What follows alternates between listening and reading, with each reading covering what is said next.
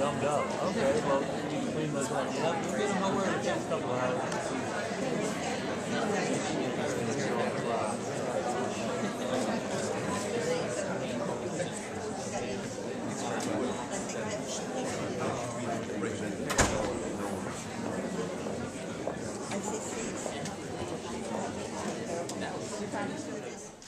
Historic day on the campus of the University of Mississippi is dedicated as a National Historic Site in journalism. Ole Miss is actually the 100th person or place to be so designated, so that adds a little bit to it. It's a little bit more than a year ago that my SBJ chapter launched on the idea of going after historic designation. At that time, we were working on the memorial bench for Paul Hard, who was the only reporter killed during the Civil Rights era. And Paul was murdered on this campus on September 30th, 1962. He was shot in the back. His killer has never been identified. I remember that we first learned that Ole Miss was getting the designation. And at that time, SBJ asked us to hold the program in the spring. And we said, of course, Journalism Week. That's when we celebrate everything that's good about journalism. And from that, we ended up inviting our two distinguished panelists to come talk about their experiences covering civil rights.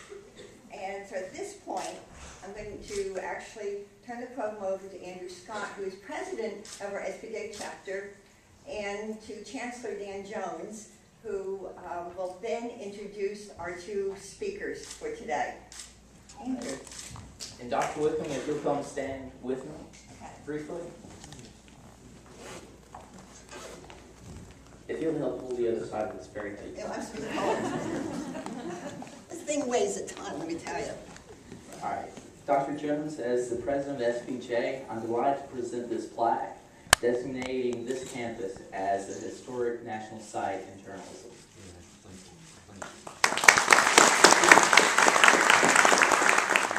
Kuwait.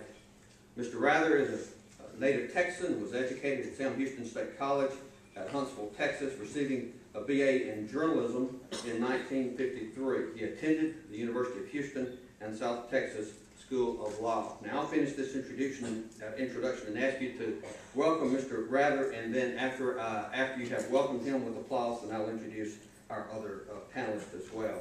Since departing CBS News, Mr. Rather has formed News and Guts Media to document his history and current views as a journalist. Early in his days as CBS News anchor, Mr. Rather closed his broadcast with the single word, courage. It's often been used to describe his journalistic career. Please join me in welcoming our first speaker, Mr. Dan Rather.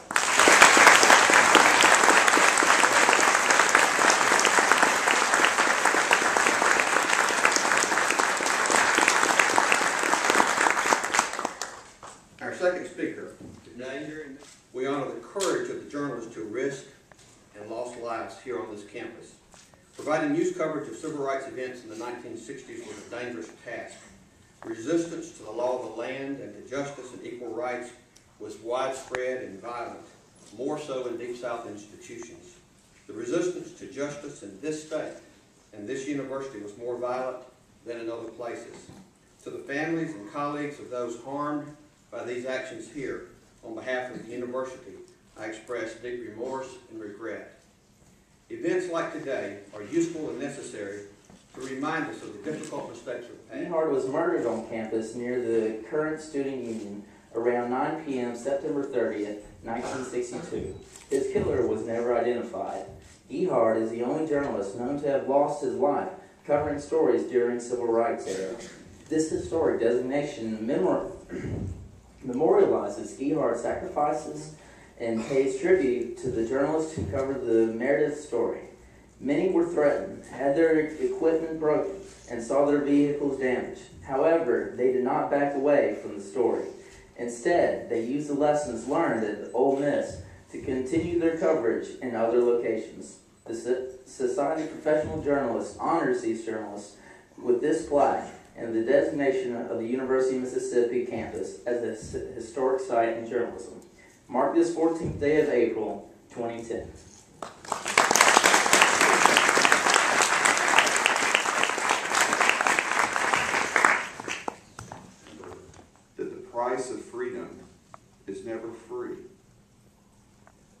September 30th, 1962, the fires of hate spread out of control here in Mississippi, and unfortunately on this campus. There were many, unfortunately, state leaders. Talking about people who kind of stirred this up. State leaders and segregationists who helped fuel the rage. Anyway, I just had a few prepared remarks. I mean, obviously, I was pretty young when all this happened, and like I said, Michigan grew up in Texas. And overly generous introduction. Let me remind all of you in the audience what that legendary Texas hero Sam Houston once said about introductions such as that. Sam said, "Never take time to deny it. The audience will find out the truth soon enough for themselves." And so it will be with those of you here today. I will say within my time limit, I do appreciate all of you being here today. It's an honor for me to be on the Ole Miss campus, and I don't say that just offhandedly. Oxford is a place, and Ole Miss is a school that I know pretty well.